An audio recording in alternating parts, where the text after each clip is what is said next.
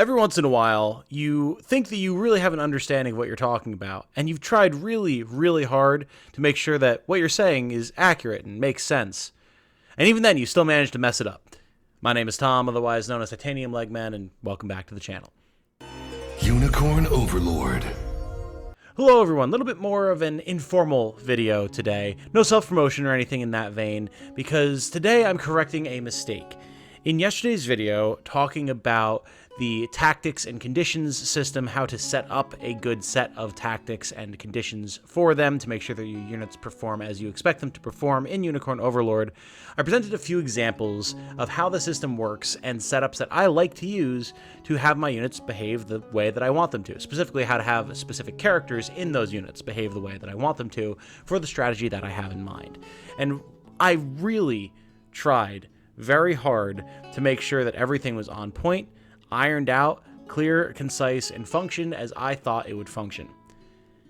And yet, the best laid plans of mice and men oft go awry, and in this case, that would be my own plans. As was pointed out to me a few times in the comments of that video, in particular, my build for which Yana would not quite work the way that I wanted it to work, and this is why.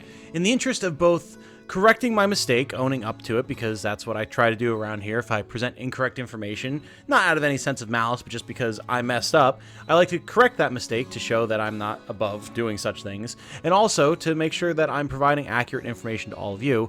I figured we would turn this into a little bit of a learning experience for myself and for you guys who are trying to figure out how best to design your characters in Unicorn Overlord. In that vein, we're going to go through what I did wrong and a couple of ways to actually make what I wanted to do right so that you know how to better use this system going forward. So, on screen right now is the build that I presented at around the 4-minute mark in yesterday's video for Yana the Witch. The idea here was that she has 3 separate instances of the Ice Bolt skill set up to address different potential combat scenarios that I would need her to be able to handle.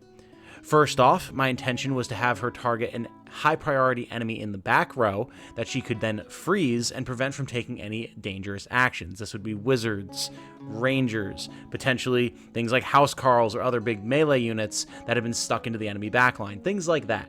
Just a way to potentially neutralize a high threat target who was going to come out swinging and deal damage to my team before I could just finish them outright, take them out of the fight by freezing them, and then handle the rest of their squad until we could handle them.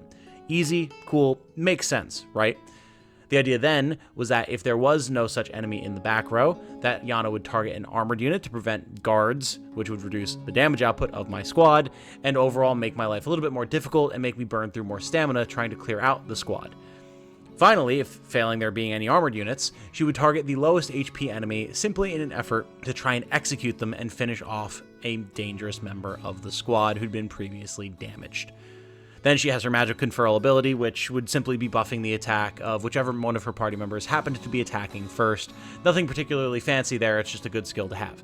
The real meat and potatoes was these 3 Ice Bolt skills, and I thought I had everything right. You see, I've made sure for Tactic 2 in the priority order that she would only target armored units. Not prioritize armored units, only armored units. If there were no armored units on the field, she would move from number 2 to number 3 and target the lowest HP enemy. Now, you might notice if you are a sharp-eyed viewer, or you saw yesterday's video, or you just have a better grasp of how this system works than myself, what the issue is here. The issue is that in rank 1, I have not 1, but 2 separate instances of conditions that essentially function as quote-unquote prioritize conditions. The first being highest initiative. How highest initiative works is it will look at whatever enemy on the field has the highest initiative and target them. It doesn't matter if they have 20 initiative or 5 initiative. If they are the fastest character in their unit, they are the ones that Yana will target. As such, she will never move down to Tactic 2 or 3 because the condition for Tactic 1 has always been fulfilled by the nature of every character in the game having an initiative score. That's my mistake. And I really didn't think about that. Even worse, Condition 2 is also a prioritized condition wherein it says that she is prioritizing the back row. Why is that a problem, you might ask? Well, think about it. She is prioritizing the back row. She's not exclusively targeting the back row. So, If there is no back row to speak of in the current enemy unit, say it's a 3-man squad of Housecarls and they're all lined up in the first row, Yana will look at the back row, say, all right, there's no one in the back row, time to target the closest enemy to me in the front row. And as such, she will still never get to Tactic 2. This is the problem with prioritized commands. They are flexible in that they allow you to set a kind of loose condition, but still have something else potentially happen if that condition isn't fulfilled. However, they also are very understanding of the idea that a condition might not be fulfilled and just default to their basic targeting as a result. How do we fix this? I have a couple of different templates set up that we're going to look at here.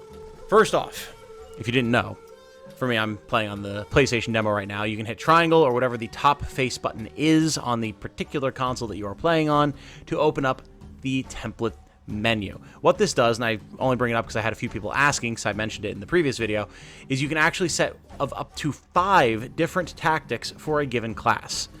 Any character in this class will then be able to see this tactics template and be able to load it instantaneously. So if you have a couple different builds for, say, a witch or a fighter or what have you, and you have a couple different members of that class throughout your army, and you want to be able to switch up on the fly who's doing what based on gear or levels or what type of squad they're in or whatever, you can use the template system to make that process far easier to switch between. Just figured I'd let you know that. So in Tactics Template 1 here, I have saved the bad template that I had put together previously. In slot 2, we have what I believe to be is a fixed version. This is based off of suggestions that people gave me in the comments. So this should be correct. I'll talk about my issues with this system, not like in a personal, I think it's bad, but my literal understanding of it at the end of the video. This is, as far as I can understand, and I swear to God I'm trying my best, a good setup. So let's look at it. We'll load this. So now we can see we still have the same set of 4 tactics, 3 ice bolts and a magic converl. The only thing that has changed is the conditions on tactic 1. I have changed 2 things. First of all, condition 1 has been switched to most AP, and condition 2 has been switched to just back row as opposed to prioritize back row. My goal here is to have Yana, as the fastest member of this unit, pick out a dangerous enemy backliner and neutralize them. Presumably for the whole fight, unless they get hit, in which case they'll be broken out, but this squad typically isn't going to be hitting the backline freely like that, so I'm not too worried about that. But that's the goal. Find something big and scary, move faster than it, freeze it, make sure it never gets in action. This isn't the most ideal setup for that, as for the back line, especially this early in the game, pretty much every enemy is going to have the same AP at the start of the fight, 1. So realistically, Yana's just going to pick an enemy, presumably the closest one to her in the back line, and freeze it. It still works. It still takes a member of the enemy unit out of the fight, which gets the job done, but the idea was that by making Yana as fast as possible and giving her a quite large initiative of 23, she would be able to outspeed even the speediest and potentially most dangerous enemies in any given unit, take them out of the fight. This still helps. It's just not quite as precise, and unfortunately, there's really not a condition in here that achieves that result. There's no just highest initiative that I've been able to find, unless I'm just completely blind. Like we can see, high stats, highest initiative, low stats, lowest initiative, but in here, there's no just highest initiative, period. Like, there's no way to just target a thing that is fast. Again, like we talked about when addressing why the previous setup was bad, the highest initiative or lowest initiative will always just find the highest in the given context. Not that they're actually necessarily fast, they're just the fastest thing that you're looking at. So it's just not precise enough to work the way that I want. By switching over to condition back row instead of prioritize back row, we also guarantee that Yana will only be targeting an enemy in the back row. I am fairly confident that the way that Unicorn Overlord reads each of these conditions is that it will combine them. So it's not like, well, because there's a most AP condition in the first slot, Yana will always target the thing with the most AP, regardless of where they are. Like, if there's no back row, she'll still just target the thing with the most AP in the front row. I don't think that that's how that works. Please correct me if it is. From what I have been able to see, that is not how it functions, but at this point, I could absolutely be incorrect. But from my understanding, we should, with this particular set of conditions, exclusively be trying to target the enemy with the most AP in the back row.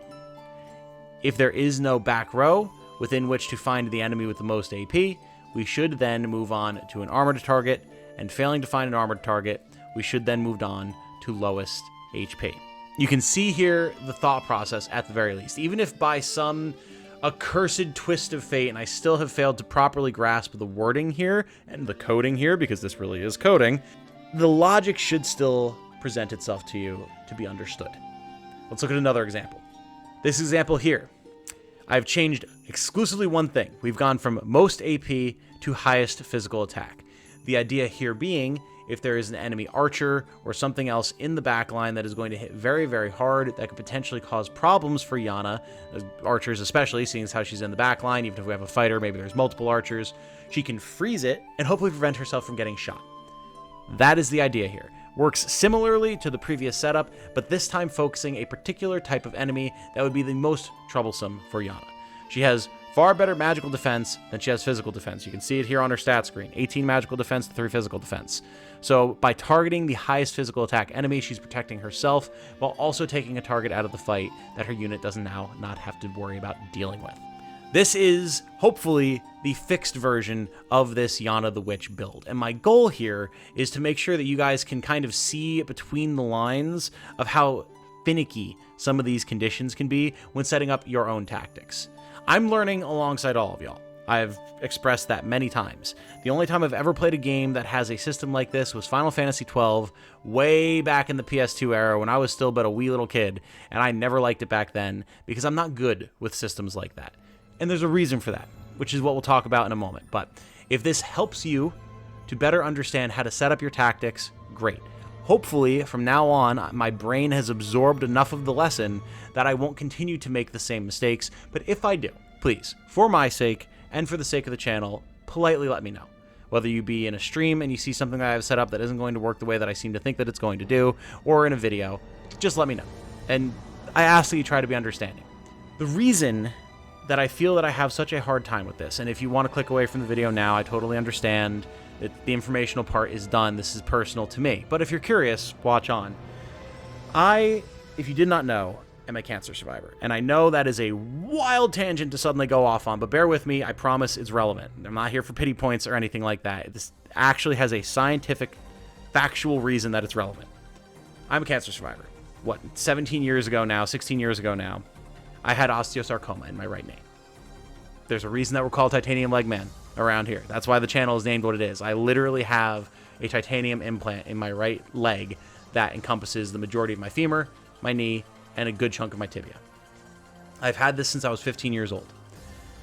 Part of my cancer treatment, obviously, was chemotherapy. Chemotherapy, if you did not know, can have a very severe impact on all aspects of the functioning of the body. For me, this came across as a number of physical issues that I just deal with to this day, and it's part of my life. The bigger issue was the impact on my mind. I certifiably have issues with memory. You might be able to say that I was brain damaged if you wanted to be uncharitable, but we try not to go that route, even if I do joke about it sometimes.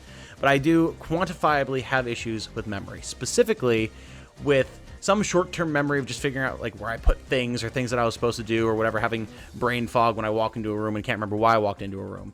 But in a more impactful way, issues with math and languages. I used to be really good at both of these. I'm not anymore.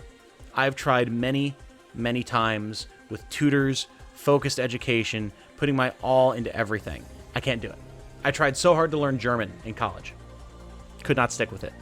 Could not hold on to anything, despite having a friend who was a German major who tutored me every other night and helped me with my homework and could see that I was learning, and then it would just be gone. Same thing with math. Anything past Algebra 1 and geometry, I've learned. I learned Algebra 2, learned some stats stuff, and then I gave up because I was flunking out of those classes in high school because I suddenly couldn't do it anymore. And that's where coding comes in, and that's where this system comes in. I've never been able to code because coding is a language. Whatever language it happens to be that you're learning how to code is learning a language. I've had a lot of friends who are code junkies who do their own programming, who work in IT, who work in tech, website development, server management, everything. And they all say the same thing. And when I explain this to them, it clicks immediately why I have such an issue with it. Because it follows all the same forms of logic. And whatever's up with my brain makes it so that I can't follow that form of logic. Come down to something like the Gambit system in Final Fantasy XII, which is an even more simple version of the tactic system in Unicorn Overlord, and it might give you an idea of why I have a hard time following some of this stuff. I'm really good at language, as you might be able to tell from watching this channel. I'm good with speech, I'm good with grammar, I'm good with vocabulary, I'm good with all of it. But learning the new stuff, how to put things together that I don't already know, that's where I have issues. And that's what you're doing when you're building a tactics system. So, I don't say this to look for pity or anything like that, or as an excuse. Because at the end of the day, I'm a content creator putting out information that is supposed to be reliable and helpful and understandable for you, the audience. You come seeking information about a game that is absolutely complex in a lot of ways, and are supposed to be able to trust me to present that information accurately. And yeah, we all make mistakes, all right? I'm not going to sit here and completely kick myself, but it's important that I present things accurately. Not just concisely, not just in an entertaining manner or in a way that seems right, but accurately. And I hold myself to that. So I apologize. I wanted y'all to know why it is that I struggle with this stuff, and that I really am trying my damnedest to make sure that I'm on top of this particular aspect of the game. Everything else I've got on lock. No issues with anything else in the game. It's just this. So, I thank you for being patient with me. Thank you for understanding as I make mistakes. I promise I'm doing my best, and I hope that this learning exercise for myself and for you all has been very helpful. I'm going to stop rambling on here, though. I just wanted to put this out here as a correction. I already corrected things in the previous video, in the comments, and the description, and the title, but I figured it was good to put out a proper video and let y'all know what was up. Going to try to have another video out tonight. You'll probably know by the time you watch this if I'm able to have one out or not. If that video does not come out tonight, then it will hopefully be out tomorrow afternoon. Fingers crossed. We'll see. Been very busy around here. With that said, though, thank you all so much for watching. My name has been Tom, otherwise known as Titanium Legman. I hope you all have a good night. Stay safe and healthy out there. And remember, be good to each other. Bye now, everybody.